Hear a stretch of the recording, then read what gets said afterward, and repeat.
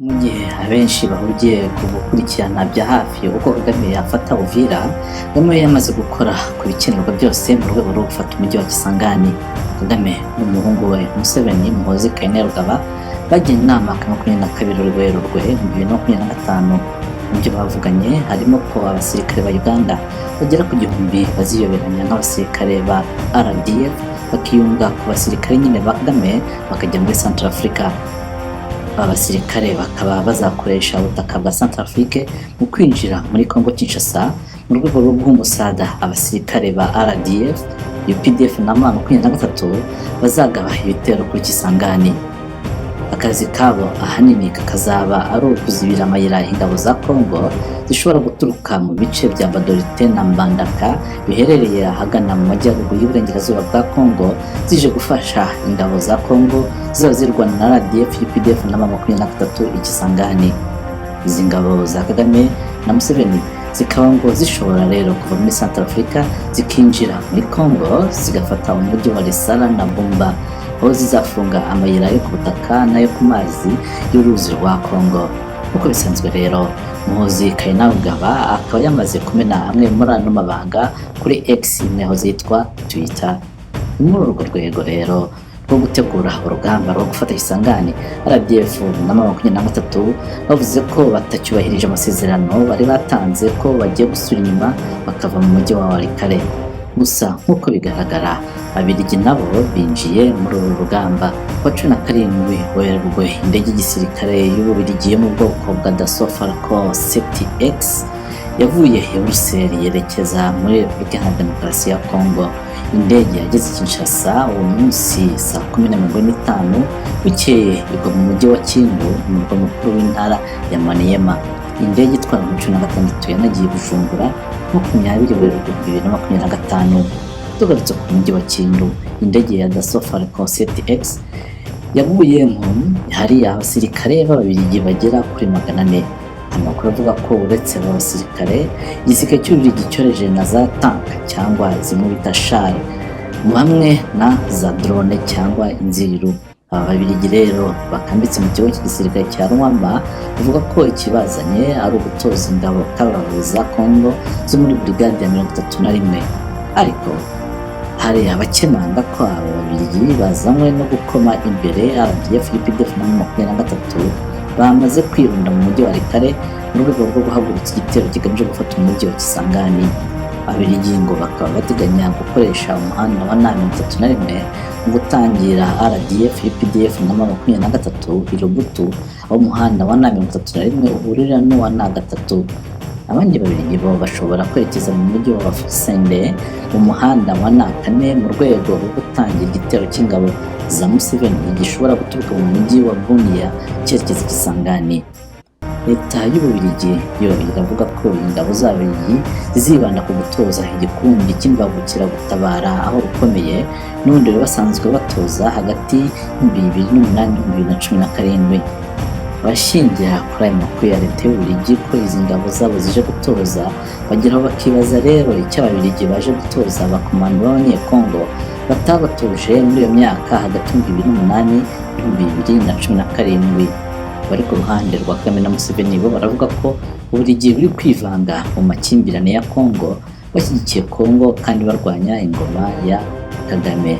Abashyigikiye Kagame bararega Ububiligi ko buri kurenga umurongo utukura waciwe na Kagame nka nyirantarengwa, ngo bikaba bizadurumbanya iringaniza bo ngo bafataga nk'aho ariryo rikwiye muri aka karere. Aba bashyigikiye Kagame kandi bakomeza bavuga ko ibyo Ububiligi buri gukora ari ukwangiza inzira z'ibiganiro n'ubundi zisanzwe zizigajega. Ariko hari n'abandi bari kwikana ko Ababiligi baba bari kwisina Kagame, bityo ngo bakaba bakorera leta ya Congo nk'ibyo bakoreye Juvenal Habyarimana. Bivugwa bihereye ko ingingo zita mu 1990 muho Habyarimana yafata ifiri ya mbere harimo i Bruxelles, kandi ingabo z'Ababiligi zari mu Zambia zaje mu Rwanda inkotanyi zigitera. Yaje kumburwa ko Ababiligi bandekaga ingabo za Habyarimana, amakuru amwe bakayaha inkotanyi. Ikindi kandi ababikanga izi ngabo z'Ububiligi baravuga ko impungenge zabo zishingiye ku kuba Ababiligi bari mu ngabo za Minwari zaje mu Rwanda. ingabo z'Ababiligi zo muri Minwari akaba arizo ngo zari zishinzwe kurinda umujyi wa Kigali, ikigo cy'indege cya Kanombe. Bikaba rero ngo byaragaragaye ko izi ngabo z'Ababiligi zakoreshejwe nk'umutaka inkotanyi zitwikiraga zicengera muri Kigali zikanazana intwaro mu mujyi wa Kigali. Ngo ni muri ubwo bufatanye bw'inkotanyi n'Ababiligi inkotanyi zinjiye muri Kigali ku mugaragaro, Ababiligi bazirebera nyuma yo kwicwa kwa Habyarimana. Muri izo nshingano Ababiligi bari bahawe, bambuye ingabo za FAR intwaro zose ziremereye n'imizinga, kandi babuza ingabo za FAR kugendana intwaro mu mujyi wa Kigali. Bikaba ari byo byafashije inkotanyi kwinjira mu bwinshi mu mujyi wa Kigali nta buzikoma imbere. Ababiligi ngo bakaba barasohotse mu Rwanda nyuma y'uko bamaze kubona neza ko inkotanyi zinjiye mu mujyi wa Kigali kandi zafashe imisozi nka Rebero, Gisozi na Jali. Ikindi aba bishisha Ababiligi bavuga ni uko ingabo z'Ababiligi zo muri Minwari zari zishinzwe kurinda ikibuga cy'indege i Kanombe zaberekeye inkotanyi zikica Habyarimana. Izi mpungenge kandi baravuga ko zishingiye ku kwibaza icyo Ababiligi bazatoza nyine b'abasirikare ba Kongo.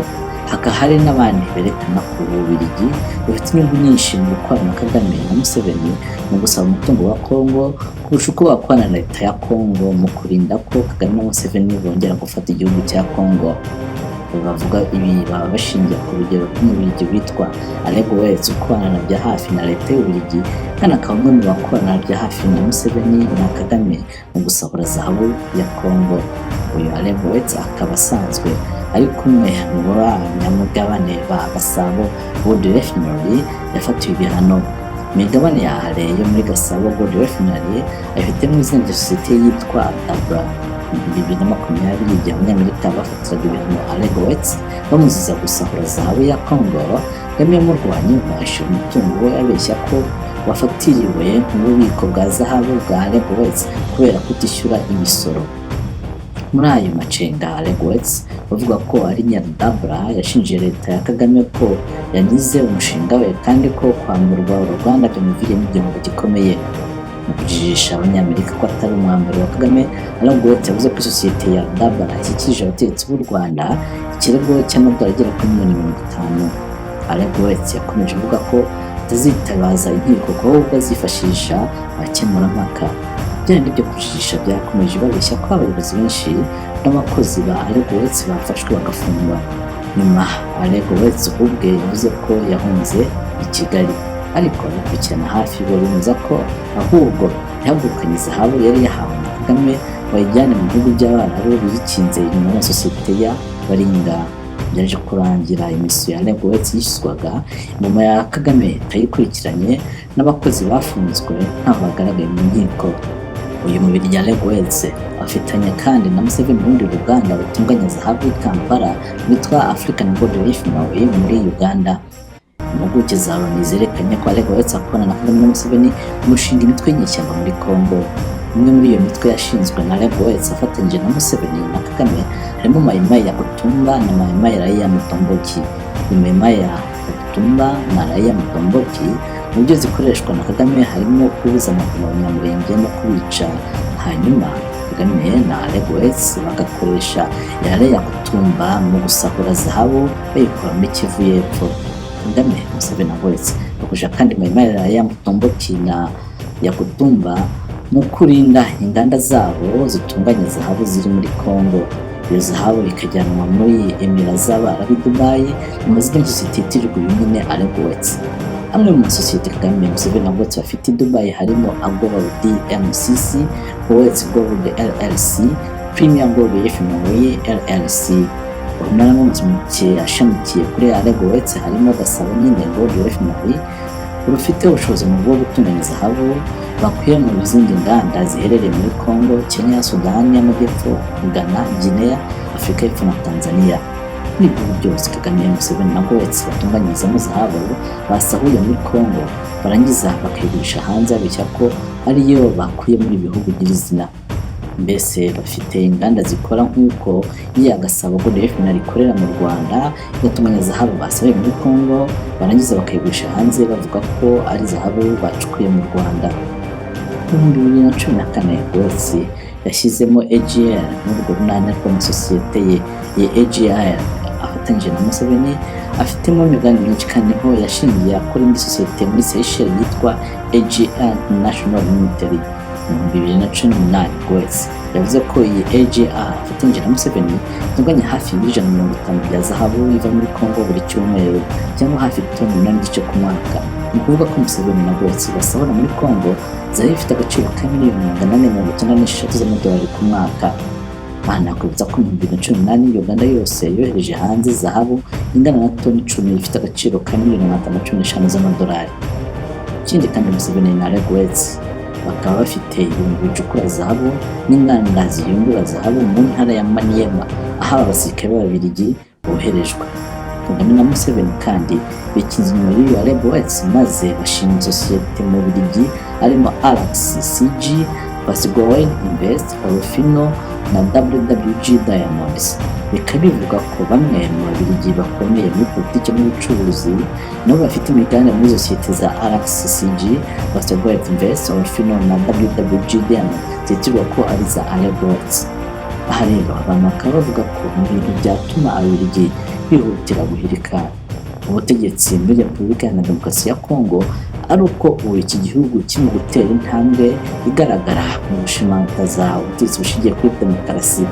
Ababiligi rero bakaba bafite ubwoba ko mu gihe Kongo yabigendera ku butegetsi bushingiye kuri demokarasi, gusahura Kongo n'umutungo wayo bizakomeza kubagora ndetse rimwe bikabaviramo no kudashobora no gusahura n'ibuye na rimwe.